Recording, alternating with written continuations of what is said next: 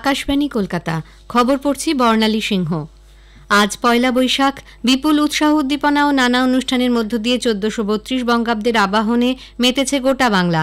প্রথা মেনে কলকাতা সহ রাজ্যের নানা জায়গায় শোভাযাত্রার আয়োজন করা হয়। বিভিন্ন দোকান ও ব্যবসায়িক প্রতিষ্ঠানে আজ হালখাতার জন্য লক্ষ্মী ও সিদ্ধিদাতা গণেশ পুজো হয়।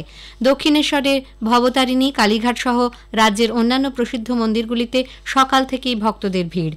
প্রধানমন্ত্রী নরেন্দ্র মোদী বাংলা নববর্ষ উপলক্ষে রাজ্যবাসীকে শুভেচ্ছা জানিয়েছেন। এক সোশ্যাল মিডিয়া পোস্টে তিনি নতুন বছরে সকলের সাফল্য, সুস্বাস্থ্য ও সমৃদ্ধি কামনা করেন। মুখ্যমন্ত্রী মমতা ব্যানার্জি শান্তি ও সম্প্রীতির বন্ধনে সকলকে আবদ্ধ থাকার আহ্বান জানান।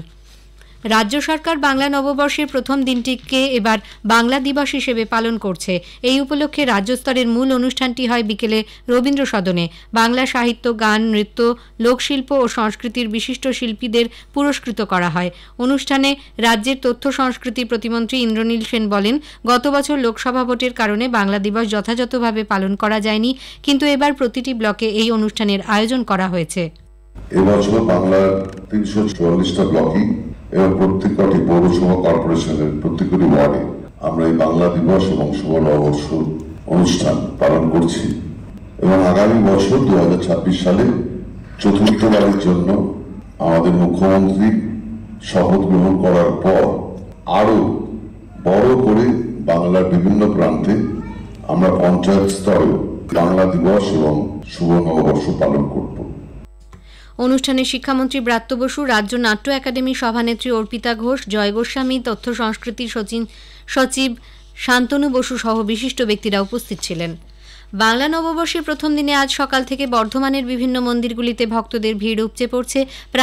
প্রাচীন রীতি মেনে বর্ধমানের অধিষ্ঠাত্রী দেবী সর্বমঙ্গলা মন্দিরেও আজ প্রচুর ভিড়। বর্ণাঢ্য মঙ্গল শোভাযাত্রার মধ্য দিয়ে বহরমপুরে আয়োজিত হয় বর্ষবরণ উৎসব। হিংসা বিদ্বেষ ক্লান্ত মুর্শিদাবাদের সকলের মঙ্গল কামনার মধ্য দিয়ে বিপুল মানুষের এই শোভাযাত্রা নজর কাড়ে। বাংলা 1432 সনের শুভ নববর্ষ উপলক্ষে পশ্চিমবঙ্গ সরকারের তথ্য ও সংস্কৃতি বিভাগের উদ্যোগে আজ উত্তর দিনাজপুর জেলার ইসলামপুরে বর্ণাঢ্য শোভাযাত্রা ও মুক্তমঞ্চের সাংস্কৃতিক অনুষ্ঠানের আয়োজন করা হয়। দীঘায় নির্মীয়মান জগন্নাথ ধামের উদ্বোধনী অনুষ্ঠান নিয়ে মুখ্যমন্ত্রী মমতা ব্যানার্জি আগামীকাল বিকেলে এক প্রস্তুতি বৈঠক ডেকেছেন। নবান্নের এই বৈঠকে বিভিন্ন দপ্তরের মন্ত্রী, মুখ্য সচিব, সংশ্লিষ্ট দপ্তরের সচিব এবং জেলা প্রশাসনের বরিষ্ঠ আধিকারিকরা এই বৈঠকে যোগ দেবেন। প্রবীণ কংগ্রেস নেতা অধীর রঞ্জন চৌধুরী বলেছেন, রাজনৈতিক ফায়দা তোলার জন্যই মুর্শিদাবাদের শামশেরগঞ্জ ধুলিয়ানে দাঙ্গা লাগানো হয়েছিল। তিনি বলেন যে ওয়াকফ আইনের বিরুদ্ধে শান্তিপূর্ণভাবে প্রতিবাদকারীদের সঙ্গে হিংসাত্মক ঘটনায় যুক্ত থাকার কোনো সম্পর্ক নেই। তার দাবি, বহিরাগতদের দিয়ে এই ঘটনা ঘটানো হয়েছে। আমি আবার বলছি, এই দাঙ্গা যারা লাগিয়েছিল তারা বুঝতে পারেনি দাঙ্গা নিয়ন্ত্রণের বাইরে চলে যাবে। এই দাঙ্গা যারা লাগিয়েছিল তারা বুঝলো স্থানীয় ক্ষেত্রে দাঙ্গা লাগিয়ে ভোটের ফয়দা তুলবে।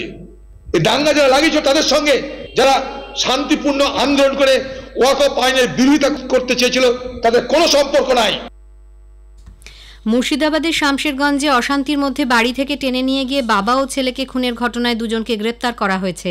হরগোবিন্দ দাস ও তাঁর ছেলে চন্দন দাসকে খুনের ঘটনায় স্থানীয় দুই যুবককে পুলিশ গ্রেপ্তার করেছে। আজ তাদের আদালতে হাজির করা হয়েছে। অন্যদিকে খুনের ঘটনায় আরও কেউ যুক্ত আছে কিনা সে বিষয়ে পুলিশ তদন্ত করছে। এদিকে শামশেরগঞ্জের ঘটনা নিয়ে ভুয়ো পোস্ট করায় 1093টি সোশ্যাল মিডিয়ায় প্রোফাইল ব্লক করা হয়েছে। শামশেরগঞ্জ, সুতি ও রঘুনাথগঞ্জ থানা এলাকায় হিংসার ঘটনার জেরে এখনো পর্যন্ত 223 জনকে গ্রেপ্তার করা হয়েছে।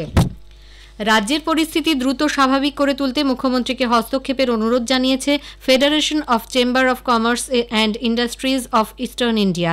এই মর্মে সংস্থার পক্ষ থেকে মুখ্যমন্ত্রী মমতা ব্যানার্জির কাছে পাঠানো এক চিঠিতে ব্যবসায়ীদের নিরাপত্তা দেওয়ার দাবি জানানো হয়েছে। এফসিসিআইই এর সাধারণ সম্পাদক সুরজিৎ পাল আজ শিলিগুড়িতে এই দাবি জানান। শ্রী পাল অভিযোগ করেন, বিভিন্ন জায়গায় যেভাবে দোকানপাট ভাঙচুর ও জিনিসপত্র লুটপাট হচ্ছে তাতে ব্যবসায়ীরা আতঙ্কিত হয়ে পড়েছেন। এনফোর্সমেন্ট ডাইরেক্টরেট ইডি কেন্দ্রীয় বাহিনীর সহযোগিতায় আজ সকাল থেকে কলকাতা সহ 8 জায়গায় তল্লাশি চালাচ্ছে। ভুয়ো পাসপোর্ট তৈরির ঘটনায় অবৈধভাবে অনুপ্রবেশকারীদের সন্ধানে ফরেনার্স অ্যাক্ট মামলায় এই তল্লাশি চলেছে। জাল নথি দেখিয়ে অনুপ্রবেশের অভিযোগের জেরে এ বিষয়ে তদন্ত চলছে। কলকাতার বিরাটি ও বেগবাগান ছাড়াও হাওড়ার বাঁকড়া, নদিয়ার গেদে এলাকায় তল্লাশি চলে। খবর শেষ হলো। এরপর গ্রামীণ সংবাদ 6:35 মিনিটে।